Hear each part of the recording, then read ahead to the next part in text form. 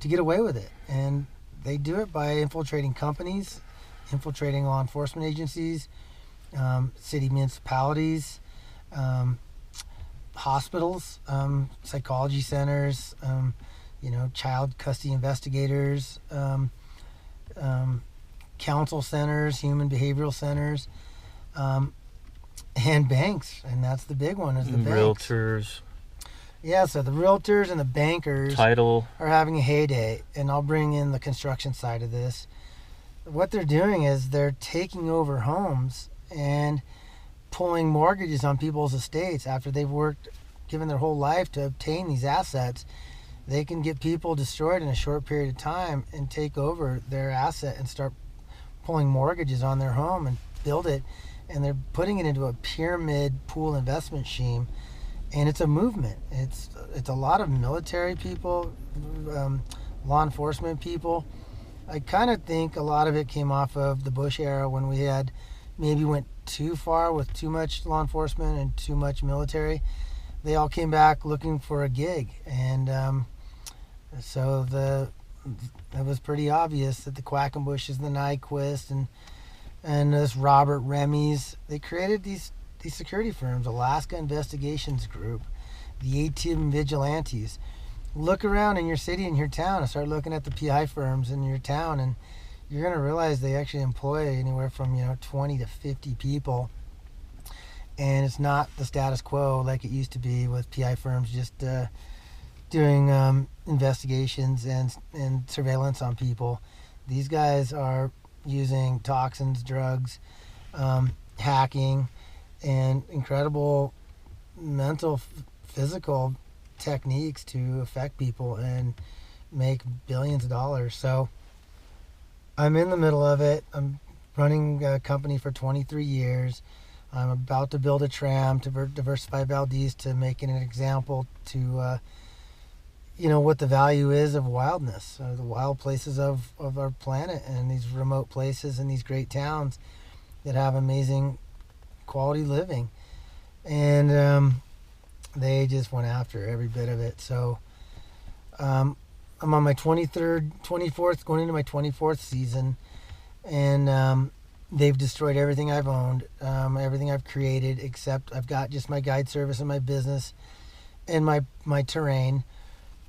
This Judge Henderson and Robert Henderson, the Bill Walker, this guy Bart Hinkle, the chief of police in Valdez, they've basically taken everything they can from me. My home, my property, all my equipment, everything I make my living with, my plane, my boat, my children's footprints in clay when they were born, their high honor roll certificates, all the hand-me-downs I was going to give them from their grandparents, all their guns for hunting, to have a subsistence opportunities to hunt and fish, everything, every ski, every glove, every transceiver, every probe, every pack, everything. This Karen Stokes, Paul Moore, Quackenbush's, Nyquist, Linda Lamone's, Andrew Lambert's, who am I Henderson's. missing? David Henderson. There's, let's see, like Multiple four. There seems to be Hendersons. 4 Hendersons, maybe, in your case. We've got Judge Henderson, David Henderson, Robert Henderson, who is Judge Jennifer Henderson's husband, Deputy Attorney General, who you were trying to explain that there was these criminal activities and civil rights violations and constitutional violations. We also have possibly Victoria McFadden, who may be Victoria Henderson. That's 4 in one little divorce and custody discussion. So This isn't a divorce. This isn't a one particular criminal activity. This is take a look around, guys.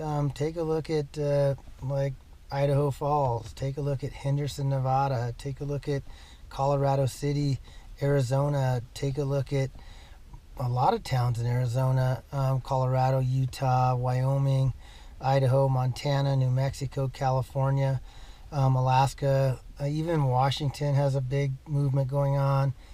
and even Oregon, of course, Eastern Oregon. And what is the movement? Look, they're coming in and they're literally taking over these towns. They're literally owning the law enforcement agencies. They're owning the top positions in the schools. They're owning the top positions in the municipalities. And they're pushing out and moving in their own people.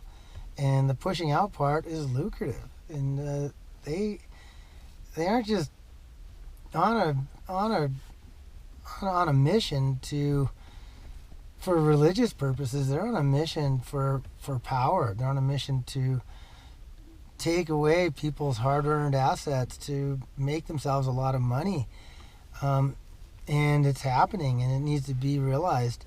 You know, what I found is I found hundreds of people that are pulling mortgages through Wells Fargo and First National Bank Alaska and even Chase Bank that are nothing more than for investing into a pyramid pool investment scheme. None of this money is real. It all goes offshore. It's all money that doesn't get recirculated. They do take out the hardworking American that truly is the economy. And it's gotten out of control, and it's serious, and people need to realize that this is opening the door for Russia. They're already in here. They're already working on things in our country. Obviously, we've proven that with Mueller's investigation.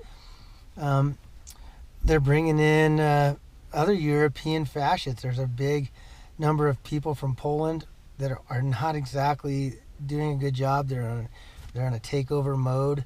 They're up there in Delta Junction. Literally, this has become a polygamous community, and it's a very strange community. Valdez, Alaska is now turning into one. Glen Allen, Alaska, Copper Center, Kinney Lake, and Chitna, and literally a large number of people in Eagle River, Palmer, Wasilla. So what we've discovered is they're going for it, and they were going for it so blatantly that right now they're going for trying to cover it up. So they're trying to destroy anybody like me who's realized it that they weren't able to crush. I mean, I've been poisoned multiple times. I had a ventricular fibrillation from Tony Cutrero from Brennabell and Clarkson. This is the richest oil and gas law firm in Alaska that Bill Walker sold his law firm to before he became governor. He served me a cookie and a coffee, and I went ventricular fibrillation for 14 hours. I got wise. I started spending my time between 5 states.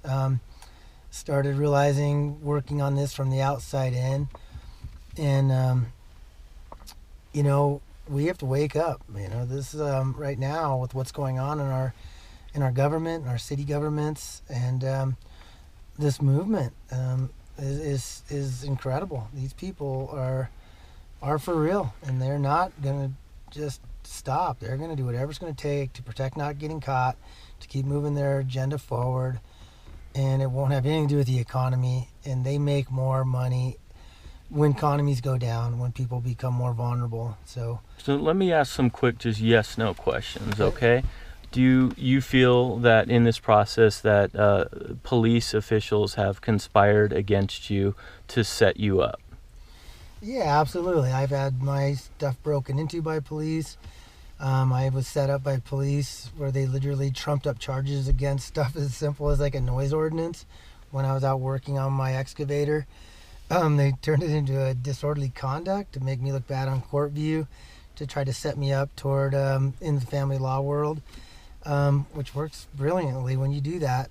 They literally set me up in contractual issues regarding just a gravel pit I was selling. They thought they basically were colluding with handfuls of attorneys, and while I had somebody steal a bunch of material from me, I wanted to fix it, and I was working 18-hour days. An officer gave me the perfect solution. He's like, "Hey, you want me to trespass this guy out of your gravel pit?" "Yes, please," which opened me up for being sued by this guy for look at these two fellows over here him to too. do business. You know. Anyway, next question. Interesting. There's our car right there. Yeah. So next question: do you feel that you've had your civil rights violated? 100%. Just yes or no? Yes or no? Yes, they've destroyed me and a number of my friends' family, and violated our rights as Americans. Okay, constitutional rights, yes or no? 100%. Yes. Okay. Do you feel that the judges have upheld justice in the cases you're involved in recently, yes or no? No, I've been in a case for 2.5 years, and I have not even had my day in court. And they've taken everything I own. Okay. And have damaged my children and my family, and I've seen them do it to a number of other people as well. Judge Shaley, let's talk about him. Daniel Shaley. The charges in, let's see, 1/25/2017. You were down in Colorado while these charges were placed. Were they made up? Yes or no? Yes, 100%. Okay. I uncovered some embezzlement, some laundering, and some fraud. It wasn't anything that my business partner / wife probably couldn't have figured out on our own. This guy basically inserted himself to basically orchestrate and fabricate a DV, domestic violence. There's never been anything like that in my life or any of my friends' lives that he's got himself involved with to destroy. These people have broken, this is anti living on this in America. You can't break civil rights. You can't use law enforcement. You can't use municipality government and state and government and federal government to hurt citizens. That's what this guy has done. Right, I agree. And I mean, it's interesting how, if you're going to do something like that and make stuff up, I mean, you're on the internet, you're in Colorado, you're educating, you've been a top educator in the outdoor industry for 2 years, and multiple awards, and one of the most experienced guides I've ever met in the world. And, it's just crazy if you're going to make stuff like that up. It's easy to see that you're in Colorado on the internet, and by other sources during that time frame. So it's just a little crazy. I think they're used to getting away with stuff and not having people even ask questions. These guys have assisted in doing such atrocious things. I started a non-for-profit. Just a minute. I started a non-for-profit, and I was getting the kids from the Taos Pueblo a chance to get up and ski on their own mountain that they grew up on. It's a sacred mountain to them, but they couldn't afford it, and there was no opportunities for them to do so. I literally had my attorney embezzle it and destroy it. And basically that's our legal system, letting someone like an attorney who's supposed to be responsible to a bar to not do stuff like that. I started another non-for-profit that I ran for 9 years called the North American Outdoor Institute. Deborah McGann, Karen Cummings, Cummings, Rick Desatel, Bill Walker, the governor, let them do this. I mean, there's even people that were a part of some of the grants that we were getting from non-for-profits that let it happen and still would not do anything to fix it. And then I started going nationwide because the need was so high. People were getting killed in avalanches and not respecting the environment, or I shouldn't say not respecting it, but just needed a little more knowledge of how to respect it and protect it. And started educating people nationwide, doing presentations and promoting my business and my professional ski career by giving back. And I got Educator of the Year twice, and I was hitting huge numbers. My non-for-profit hit 30,000 people a year. We lowered the stats of people getting injured and killed in avalanches in the mountains in Alaska. And then I started going nationwide, literally to be in the middle of one of my tours and have Judge Shaley serve me a DV when I'm 4,000 miles away. Literally going into my home late at night to help orchestrate something that he couldn't even put through the courts. It was just actually a psych, mental, I would say, a court record of making my court view look bad.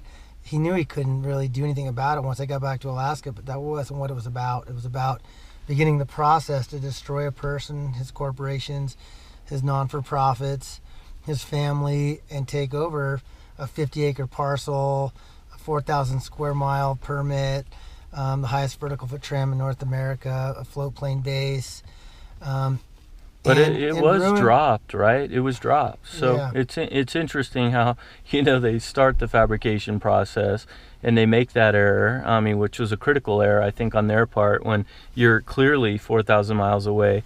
And then yeah, it's crazy. They drop it after they realize it's a mistake, but there's it's no 2 or 3 months later. there's no dropping anything that becomes a record. Right. So it's a court view. It's a rumor. It's a reputation destroyer. Then he went on to hand it off to Judge Henderson. Judge Henderson did. Well, no, he went off to hand it off to a judge in Illinois.